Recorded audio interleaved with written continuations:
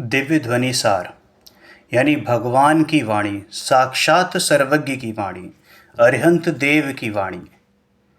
प्रवचन सार गाथा नंबर 202 के हवाले से गुरुदेव श्री हमें समझा रहे हैं पंच आचारों का स्वरूप यानी पंचाचारों का स्वरूप।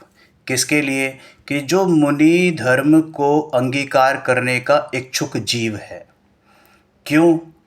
क्योंकि उसे दुख का सर्वथा नाश करना है, दुखों से सर्वथा मुक्त होना है और इस संसार सागर से, जो दुखमय संसार सागर है, उससे पार होना है, उससे तिरना है।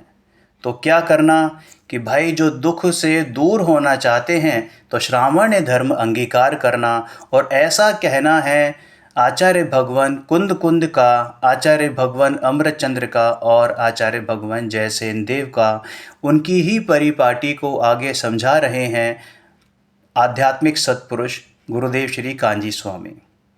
हमने पंचाचारों के स्वरूप में अभी तक ज्ञानाचार, दर्शनाचार, चारित्राचार और तपाचार ये समझा है।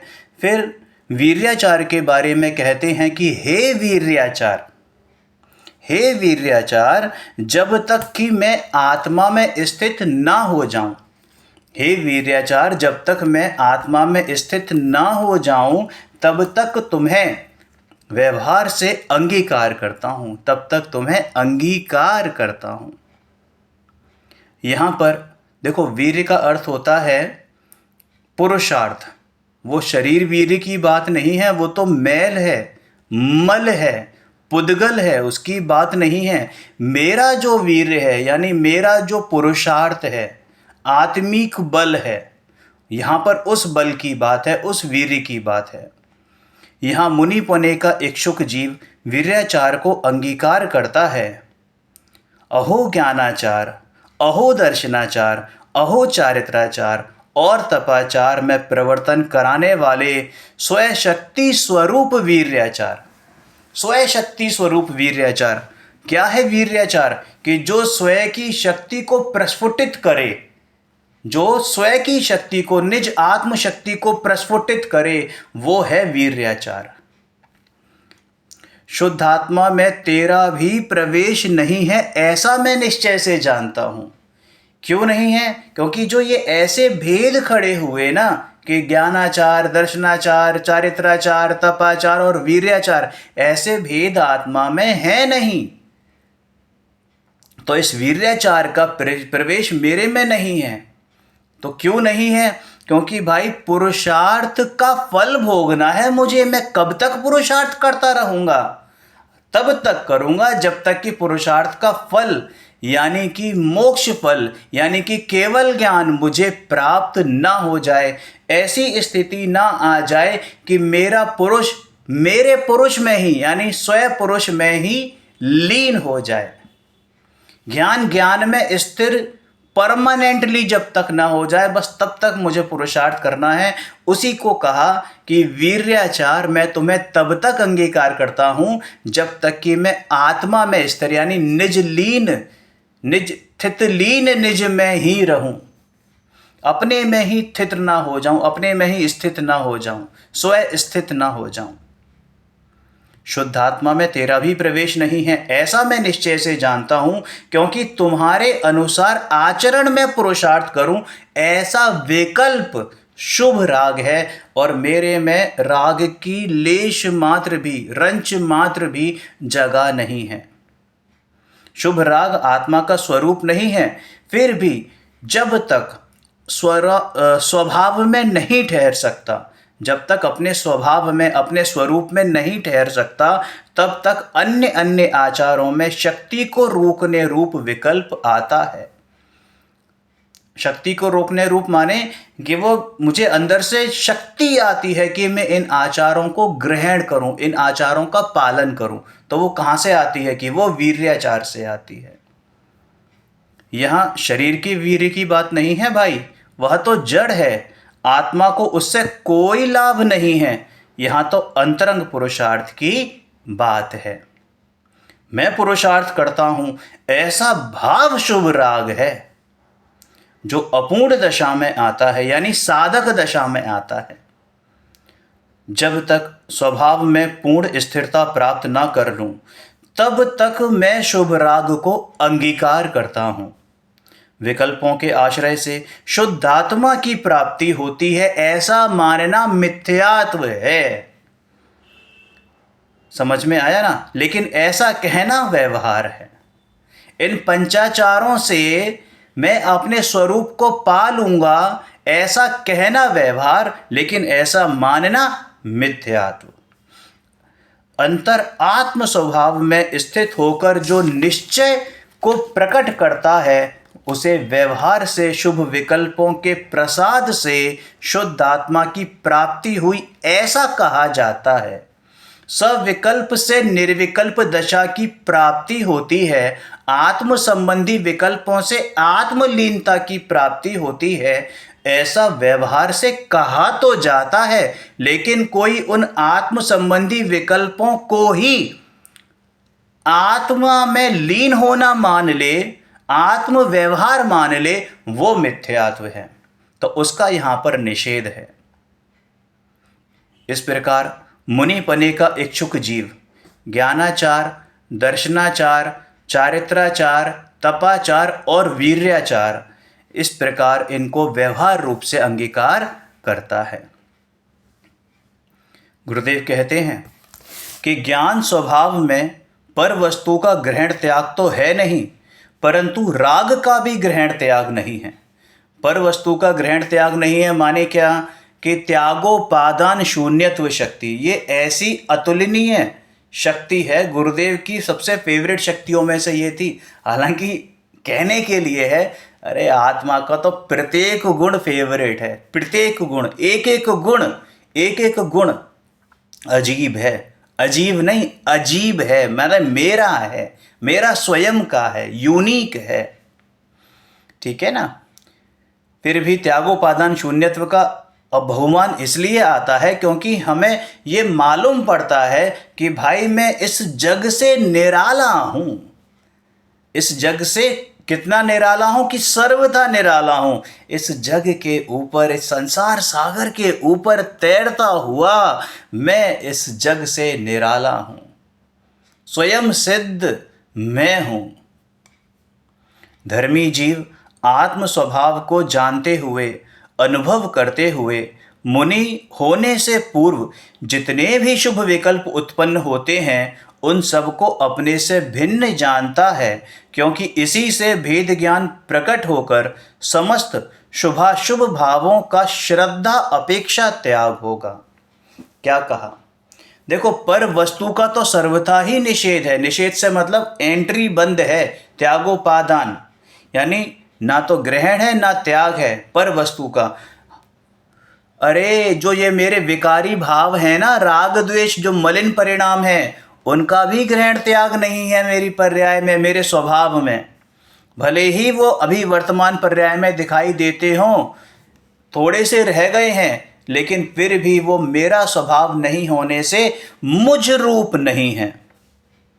धर्मी जीव आत्म स्वभाव को जानते हुए, अपने को अनुभव करते हुए, मुनि होने से पूर्व जितने भी शुभ विकल्प उत्पन्न होते हैं, माने ये जो रागांश उत्पन्न होते हैं, उन सबको अपने से भिन्न जानता हुआ, है ना, अपने से भिन्न जानता है, क्योंकि इसी से भेद ज्ञान प्रकट होकर समस्त शुभाशुभ भावों का श्रद्धा अपेक्षा त्याग होगा। माने ये राग द्वेष, ये आत्म संबंधी विकल्प, ये पंचाचार, ये भी मेरा स्वभाव नहीं है। यहाँ से जब भेद ज्ञान हुआ, अपने अंदर में उसी समय लीनता हुई। श्रद्धा अपेक्षा तो भेद ज्ञान हो गया है, अब तो बस अपने में लीनता करनी है। वह जीव एकमात्र ज्ञानानंद स्वरूप शुद्ध स्वभाव को ही आदरणीय मानता है। हे जीवों, यह तो धर्म की प्रथम भूमिका है। चौथे गुणस्थान में ऐसा ही ज्ञान और श्रद्धान वर्तता है। धर्मी जीव को पर वस्तु का ग्रहण त्याग है नहीं, क्योंकि आत्मा में पर वस्तुओं का त्रिकाल अभाव है। तो क्या अधर्मी जीव को है?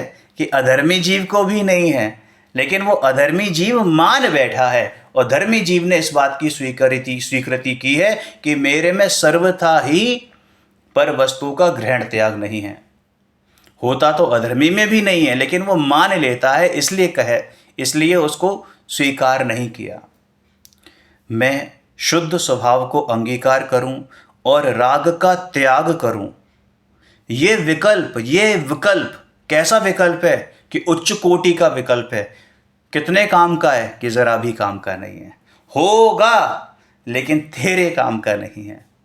होगा मतलब कि जब भी तू अंदर लीनता करेगा उससे पहले ये विकल्प आएगा अवश्य। कितना काम करेगा कि बस इतना करेगा कि आएगा। यहाँ से दिल्ली जाना हो, आगरा से दिल्ली जाना हो, तो फरीदाबाद कितने काम का है कि बस इतने काम का है कि दिल्ली के रास्ते में पड़ता है। उतरना है कि नहीं उतरना है भाई, दिल्ली जाना है तो नहीं उतरना है, और वहीं उतर जाओगे तो दिल्ली नहीं जा पाओगे। समझ में आया? तो बस ऐसे ही अंदर वाली दिल्ली में जाना है, मतलब अपने दिल से मतलब अपने अंतःस्थल, अपने शुद्धात्मा में जाना है, उसमें लीनता करनी है। तो ये फरीदाबाद नामक शुभ विकल्प जो आए हैं ना, प्रशस्त राग, ये किसी काम के नहीं है। आएंगे अवश्य, रास्ते में पड़ेंगे अवश्य, लेकिन रुकना नहीं, अटकना नहीं। ऐसे विकल्प का भी स्वभाव में स्थान नहीं है। राग का त्याग करूं, ऐसे विकल्प से ही तो राग उत्पन्न होता है। घर की सफाई की जाती है तो कूड़ा निकालना उद्देश्य नहीं होता, घर की सफाई उद्देश्य होता है। दृष्टि कूड़े पे नहीं होती, दृष्टि मेरे शुद्ध घर पर होती है, और उसमें वो प्रोसेस में वो कूड़ा बाहर निकलता जाता है। राग का त्याग नहीं होता, किंतु टंकोत्कीर्ण निज आत्म स्वभाव का अंगीकार कर उसमें ही स्थिरता करने से वो राग नष्ट होता है, और उस समय राग का त्याग किया ऐसा कहा जाता है। 73 नंबर की गाथा फिर से याद आती है। लास्ट लाइन, स्थित लीन निज में ही रहूं, सब आश्रमों का क्षय करूं। तो भाई आश्रमों का क्षय करने के लिए निज में लीन होना है, या निज में लीन होगा तो आश्रमों का क्षय अपने आप ही होता चला जाएगा। भाई अपने में लीन होगा, अपने में स्थिर होगा, तो वो आश्रमों का अपने आप से क्षय होता चला जाएगा। आश्रमों को क्षय करने जाएगा तो 3 काल में आश्रम क्षय होने वाले नहीं हैं। सम्यक दृष्टि धर्मात्मा को ऐसा ही श्रद्धान और ज्ञान वर्तता है। वहाँ श्रद्धा ज्ञान में कुछ छोड़ने अथवा ग्रहण करने का भाव नहीं रहता। मैं ये छोड़ दूँ, मैं ये ग्रहण कर लूँ, मैं ये छोड़ दूँ, मैं ये ग्रहण कर लूँ, 3 काल में तुझे मुक्ति सुंदरी की प्राप्ति नहीं होगी। इस प्रकार प्रथम श्रद्धान ज्ञान होवे, तत्पश्चात जीव मुनिपना धारण करता है। श्रद्धान दृढ़ होता है, ज्ञान दृढ़ होता है, उसके बाद ही मुनिपना अंगीकार होता है, और वही वास्तविक मुनिपना है। मात्र कपड़े उतारकर पीछी कमंडल धारण करने का नाम मुनिपना नहीं है। अशुद्ध उपादानगत योग्यता के कारण पर्याय में साधक जीव को शुभाशुभ भाव होते हैं। अशुद्ध उपादानगत योग्यता यानी तत्समय की योग्यता उस समय, ठीक है ना। स्वभाव दृष्टि होने पर अपनी पर्याय में अपने अशुद्ध उपादान के कारण व निमित्त रूप कर्म के उदयवश, यानी कर्म के उदयवश का मतलब वो निमित्त रूप से जो पड़े हैं वैसे शुभाशुभ भाव होते हैं। वहाँ जिस प्रकार का राग होना हो उस प्रकार के कारण होते हैं। फिर भी धर्मी जीव ये जानता है कि मेरी कमजोरी से हो रहे हैं, कर्मों पे ठीकरा नहीं फोड़ देता, स्वयं महंत बना रहना चाहता है और सारा बोझा कर्मों पर डाल देता है। ऐसा स्वार्थी धर्मी जीव नहीं है। ब्लेम गेम नहीं खेलता, वो अपनी कमजोरी है स्वीकार करता है। अस्थिरता जन्य प्रभु दोष भारी, खटकती है रागादि परिणति विकारी। विश्वास है शीघ्र ये भी मिटेगी, स्वभाव के सन्मुख ये कैसे टिकेगी। नित्य निरंजन का अविलंब पाया, तिहु लोक में नाथ अनुपम जताया। तो भाई ये मेरी ही कमज़ोरी है, किसी और की कमज़ोरी नहीं है, मेरे ही पुरुषार्थ की कमी है जो मुझे ये रागांश भी हो रहे हैं। उन शुभाशुभ भावों को जानते हुए भी धर्मी जीव आकुल व्याकुल नहीं होता, उतावलापन नहीं दिखाता। चैतन्य की एकाग्रता करने में मेरी भूल हो रही है, माने मैं अपने स्वभाव में स्थिर नहीं रह पा रहा हूँ, इसको अपनी कमज़ोरी स्वीकार करता है, अपना अपराध स्वीकार करता है। इसलिए निचली भूमिका अनुसार कृष्ण, नील, कापोत इत्यादि लेश्या रूप परिणाम हो जाते हैं। सम्यक दृष्टि को लेश्या नहीं होती, वो क्या नाम है, कृष्ण नील कापोत नहीं होता, हो जाते हैं भाई, हो जाते हैं। वस्तु स्थिति ऐसी है, क्या करा जाए। कृष्ण नील कापोत इत्यादि लेश्या रूप परिणाम हो जाते हैं। वह उन परिणामों को टालने का पुरुषार्थ भी निरंतर करता है। कोई ये कहे कि साहब हो जाते हैं तो हो जाते हैं, आ जाते हैं, हाँ बात तो सही है कि आ जाते हैं, लेकिन वो उनको बुद्धिपूर्वक टालने का पुरुषार्थ करता है। फिर भी वस्तु स्थिति ऐसी है कि वो से तो पुरुषार्थ अपने निज में रहने का करना होता है, और कहने में यही आता है कि वो उसको टालने का पुरुषार्थ कर रहा है। आहार का विकल्प मुनिराज आहार करने जाते हैं तो बुद्धिपूर्वक जाते हैं कि अबुद्धिपूर्वक जाते हैं, कि बुद्धिपूर्वक जाते हैं तो आहार का लालच है उनको कि नहीं सहज है, फिर भी बुद्धिपूर्वक है। ऐसी ही वस्तु स्थिति है, ठीक है। क्योंकि उन शुभाशुभ परिणामों को रखने का भाव यदि अंतर में रहे तो जीव मिथ्या दृष्टि कहलाए। अरे मेरे में राग है ही नहीं, मेरे में राग है ही नहीं। जब तुझे इस बात का तुझे लग गया कि मेरे में राग नहीं है, तो फिर तुझे राग हो क्यों रहे हैं। तुझे इस बात की स्वीकृति नहीं है, अपराध तूने किया, तुझे अपराध की स्वीकृति नहीं, तो तू अपराध को दूर करने का पुरुषार्थ करेगा क्यों। राग है, उस बात की भी स्वीकृति है कि ये मेरी अस्थिरता से हो रहे हैं और मेरे ही कमजोरी के कारण हो रहे हैं, तो क्या करेगा कि उस कमजोरी को दूर करने का पुरुषार्थ करेगा। वही पुरुषार्थ कहलाता है कि राग को दूर करने का पुरुषार्थ है। कोई अलग अलग नहीं है, कोई अलग अलग नहीं है। मुझे आगरा से दिल्ली जाना है तो आगरा पहले छूटेगा कि दिल्ली आएगा, कि भाई जैसे जैसे मैं दिल्ली के पास आता जाऊंगा आगरा अपने आप छूटता चला जाएगा।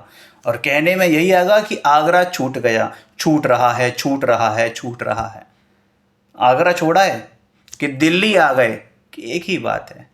समझ में, राग छूट गया कि हाँ छूट गया, अपने में आ गए कि हाँ आ गए। समझ में आया। दृष्टि किस पर है कि राग छोड़ने पर नहीं है, दृष्टि मेरी आगरा छोड़ने पर नहीं है। क्योंकि अगर दृष्टि मेरी आगरा छोड़ने पे होती फिर तो रास्ते बहुत सारे थे। दृष्टि मेरी दिल्ली जाने पर थी, तो उस क्रम में आगरा अपने आप छूटता चला गया। दृष्टि मेरी अपने अंदर जाने की थी, अपने अंदर लीन होने की थी, तो उस क्रम में राग छूटते चले गए। उसी को कहा कि उन परिणामों को टालने का पुरुषार्थ भी निरंतर करता है। क्योंकि यदि उन शुभाशुभ परिणामों को रखने का भाव अंतर में रहे तो जीव मिथ्या दृष्टि कहलाए। पुरुषार्थ तो निरंतर करता ही है, तथापि कुछ शुभाशुभ भाव शेष रहते हैं तो उसमें अपनी कमजोरी जानता है, समझता है, किंतु आकुल व्याकुल नहीं होता। धर्मी जीव स्वभाव के लक्ष्य पूर्वक अशुभ राग का नाश करते हुए पंचाचार रूप शुभ भावों को हे दृष्टि से अंगीकार करता है अंगीकार, लेकिन हे दृष्टि से बुद्धिपूर्वक करता है, स्वीकारता है कि हे पंचाचार, यद्यपि मैं अपने स्वरूप में लीन नहीं हो पा रहा हूँ, इसलिए मैं तुम्हें व्यवहार से अंगीकार कर रहा हूँ। जब तक और जब जब मैं अपने स्वरूप में लीन नहीं होता तब तक मैं तुम्हें व्यवहार से अंगीकार करता हूँ। यद्यपि तुम मेरा स्वरूप नहीं हो, तुम मेरे स्वभाव में नहीं हो। ठीक है, स्वभाव दृष्टि में समस्त विभावों को टालने रूप दृष्टि है। स्वभाव दृष्टि में माने अपने द्रव्य दृष्टि में, ध्रुव दृष्टि में, तो क्या होगा कि समस्त विभावों को टालने की दृष्टि है। एक ही बात है ना, मैं अपने निज घर को देख रहा हूं तो बाहर से दृष्टि हट गई ना। उस दृष्टि के साथ पुरुषार्थ से गुण स्थानों के सामान्य क्रम अनुसार प्रथमतः यानी कि पहले में पहल अशुभ परिणति छूटती है। कुटुंब आदि का अशुभ राग छूटता है। कुटुंब आदि का अशुभ राग होता है कि हाँ, तो माँ बाप की सेवा करना शुभ राग नहीं है कि नहीं, माँ बाप को पानी पिलाना भी शुभ राग नहीं है, नहीं, यही तो बात है। मिथ्या दृष्टि माँ बाप की सेवा करे तो अशुभ ही है। तो क्या करें कि अपने निज गायक भगवान आत्मा जिसने बताया ऐसे देवशास्त्र गुरु की सेवा करे, वो शुभ राग है। अब इसका अर्थ का अनर्थ मत लेना, तो माँ बाप को निकाल दें बाहर तो भैया फिर तो तूने कीचड़ को छोड़ा और कुएं में गिरा, मतलब दलदल में गिरा, यूँ समझ लो। अभी तो नाले में था, अब दलदल में जाएगा। ऐसे नहीं समझना। समझ में आया? अर्थ का अनर्थ नहीं। देखो, जहाँ जैसा उपदेश है उसको वैसा ग्रहण करना चाहिए, ठीक है। पश्चात धीरे धीरे शुभ राग को भी छोड़ता है। देखो दोबारा से पढ़ते हैं। उस दृष्टि के साथ पुरुषार्थ से गुण स्थानों के सामान्य क्रमानुसार, गुण स्थानों के सामान्य क्रमानुसार, अब गुण स्थानों के सामान्य क्रम अनुसार की बात करें तो पहले से तीसरे में घटता हुआ अशुभ उपयोग होता है। चौथे, पांचवें, छठवें में बढ़ता हुआ शुभ उपयोग होता है और सातवें से ऊपर बढ़ता हुआ शुद्धोपयोग होता है। 12वें पर्यंत, ठीक है। और 13वें में नहीं होता शुद्धोपयोग, नहीं, 13वें में शुद्धोपयोग का फल है, ठीक है, यानी केवल ज्ञान। मतलब 13वें, 14वें और सिद्ध अवस्था में शुद्धोपयोग का फल है केवल ज्ञान, ठीक है। दोबारा रिकॉल करें, 1, 2, 3। पहले 3 में क्या होता है? घटता हुआ अशुभ उपयोग। चौथे, पांचवें, छठे में क्या होता है? बढ़ता हुआ शुभोपयोग। और सातवें से बढ़ता हुआ शुद्धोपयोग। कब तक कि 12वें तक। और उसके बाद शुद्धोपयोग का फल, ठीक है। इस प्रकार आत्म स्वभाव के भान सहित गृहवास और कुटुंब आदि का अशुभ राग छोड़ता है और जब तक स्वभाव में ठहर नहीं पाता तब तक व्यवहार से पंचाचारों को अंगीकार करता है। हालांकि वह शुभ राग है, तथापि श्रद्धा अपेक्षा उसका निषेध ही वर्तता है। अंदर में उसको पता है कि ये मेरे ग्रहण करने योग्य नहीं है, लेकिन फिर भी मेरी अभी कमज़ोरी है, मेरी टांग अभी सीधी नहीं हुई है, तो मुझे लाठी का सहारा चाहिए। लेकिन वो लाठी मेरी मजबूती नहीं, मेरी कमज़ोरी है। पर वो लाठी अभी कुछ समय के लिए मुझे काम देगी।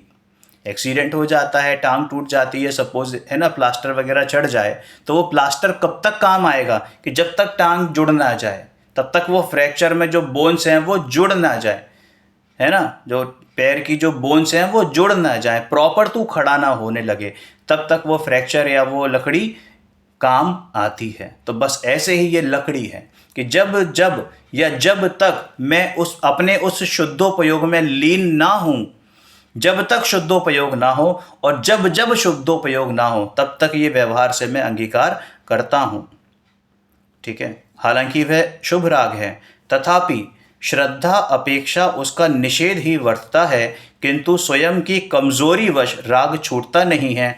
ऐसा जानकर शुभ राग में परिवर्तन करता है। दृष्टि तो अखंड ज्ञान स्वभाव पर ही है। किसके ज्ञान स्वभाव पर है? अपने ज्ञान स्वभाव पर है। वहाँ श्रद्धा अपेक्षा तो शुभ भावों का निषेध ही है।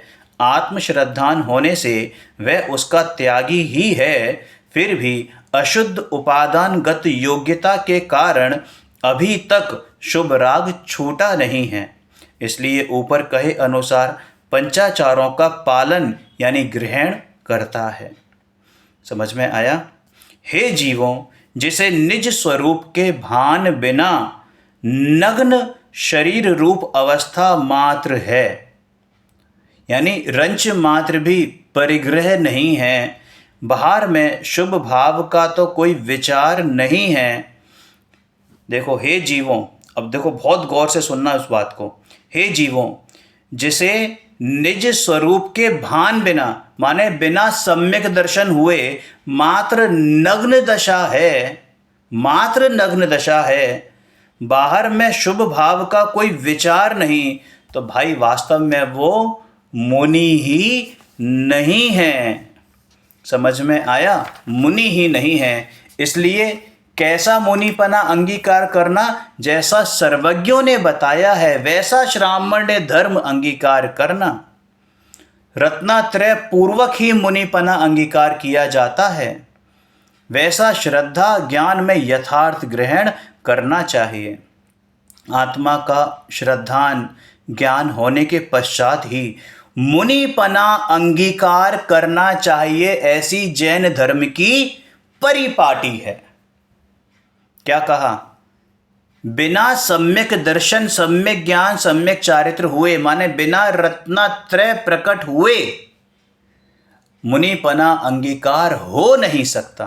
बिना श्रद्धान और ज्ञान के सम्यक हुए, यानी आत्मा का श्रद्धान और ज्ञान हुए बिना मुनिपना हो नहीं सकता। क्या परिभाषा है? कि निज स्वभाव साधन द्वारा गृहस्थ पने का त्याग कर। कहाँ से गृहस्थ पने का त्याग कर? गृहस्थी त्याग कर नहीं कहा है, गृहस्थ पने का त्याग कर। तो गृहस्थ पना कहाँ से छूटता है? कि यहाँ से छूटता है, बुद्धि पूर्वक छूटता है, राग छूटता है गृहस्थ पने का। सबसे पहले मोह छूटता है। और क्या होता है कि निज स्वभाव साधन द्वारा अपना निज स्वभाव का साधन लिया जाता है। प्रथमतः जीवों को आत्मज्ञान प्राप्त करना चाहिए, क्योंकि आत्मज्ञान के बिना मुनिपना हो नहीं सकता। जैसे अब ये उदाहरण दे रहे हैं गुरुदेव, जैसे कि कोई माल बिना, माल माने कोई वस्तु बिना, पदार्थ बिना वारदाना क्या है? वारदाना क्या होता है? कि जिसमें माल भरा होता है उसको वारदाना कहते हैं।